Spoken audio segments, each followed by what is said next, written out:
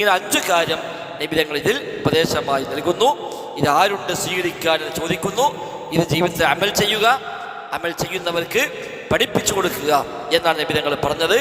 അബൂ ഹുറൈറ റളിയല്ലാഹു അൻഹു അത് ഏറ്റെടുത്തുകൊണ്ട് നബി ഇന്ന് സ്വീകരിക്കുന്നു, നമുക്കത് പഠിപ്പിച്ചു തരുന്നു.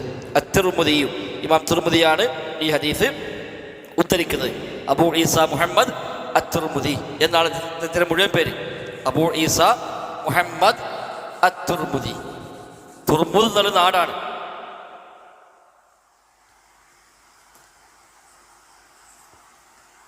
അബൂ ഈസ മുഹമ്മദ് അത്തുർമുദി.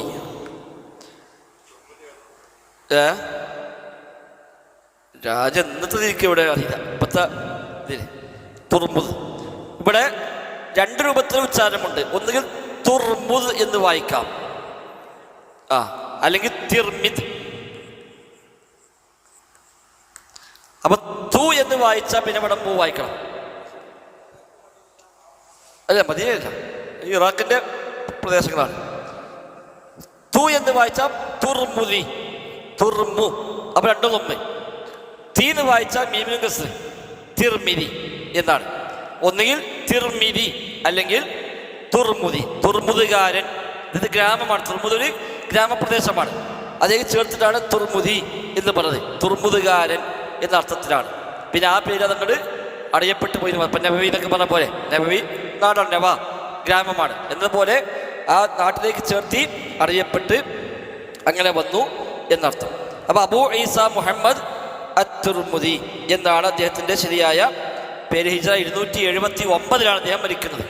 ഹിജ്റ 279 അദ്ദേഹം മരിച്ച വർഷം. ഹദീസ് പണ്ഡിതനാണ്. ധാരാളം ഹദീസ് അദ്ദേഹം ക്രോഡീകരിച്ചു. ഒരുപാട് ഗ്രന്ഥങ്ങളുണ്ട്. അതിൽ സിഹാസിത്തിൽ എണ്ണപ്പെടുന്ന കിതാബ് അദ്ദേഹത്തിൻ്റെ ജാമിഉ തുർമുദി എന്നാണ് അറിയപ്പെടുന്ന ഗ്രന്ഥമാണ്. ബുഖാരിക്ക് ശേഷമാണ്. ഇമാം ബുഖാരി 256 വ്യത്യാസം. ബുഖാരി 256 മരിച്ചത്. ഇമാം ബുഖാരി മരിച്ചത് 256. അതിൽ അവിടുന്ന് കഴിഞ്ഞ് കുറച്ചുകൂടി കഴിഞ്ഞിട്ടാണ് അദ്ദേഹം മരിക്കുന്നത്. അപ്പോൾ ഒരു കാലത്തൊരു ഉണ്ട്. അപ്പോൾ ഇമാം ബുഖാരിയുടെയൊക്കെ അതേ പാതയിൽ തന്നെ അവർ ഹദീസ് ക്രോഡീകരണം നടത്തി. ഒരുപാട് നാടിനെ യാത്ര പോയി ധാരാളം ഹദീസുകൾ ക്രോഡീകരിച്ചു. അത് ക്രോഡീകരിക്കുന്ന നേരത്ത് ഒരുപാട് ഗ്രന്ഥങ്ങൾ അവരൊക്കെ എഴുതി. അതിൽപ്പെട്ട പ്രധാനപ്പെട്ട ഗ്രന്ഥമാണ് ജാമിഉ തുർമുദി എന്നറിയപ്പെടുന്ന ഇമാം തുർമുദിയുടെ സമാഹാരം. അതാണ് ബുഖാരി മുസ്ലിം കഴിഞ്ഞാൽ പിന്നെ 3-ാം സ്ഥാനത്ത് പൊതുവെ അംഗീകരിക്കപ്പെട്ടു പോകുന്നത് ഇമാം തുർമുദിയുടെ ഗ്രന്ഥമാണ്. ചില പണ്ഡിതന്മാർ ഇതിന് അങ്ങോട്ട് കൊടുക്കുക അബൂദാവൂദാണോ അതേപോലെ സായിയാണോ ഒക്കെ ചർച്ചകൾ ഉണ്ടെങ്കിലും പൊതുവെ ഭൂരിപക്ഷം പണ്ഡിതന്മാരും സ്വീകരിച്ചു പോകുന്നത് ഇമാം ബുഖാരി ഇമാം മുസ്ലിമിൻ്റെയും കിതാബുകൾ കഴിഞ്ഞാൽ പിന്നെ 3-ാം സ്ഥാനം നൽകുന്നത് ഇമാം തുർമുദിയുടെ ജാമിഇനാണ്.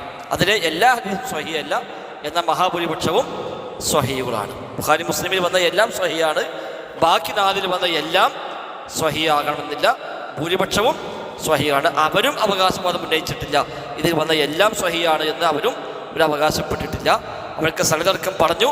സനദർക്കം പറഞ്ഞാൽ പിന്നെ അവർക്കതിൽ അവരുടെ ബാധ്യത കഴിഞ്ഞു. ഇന്ന വഴിക്ക് കിട്ടിയത് ആ വഴിയെടുക്കം പറഞ്ഞെന്നാൽ ശേഷം പിന്നീട് വീണ്ടും അത് പഠനവിധേയമാക്കാം എന്നതാണ് അതിൻ്റെ ഒരു അസുരി.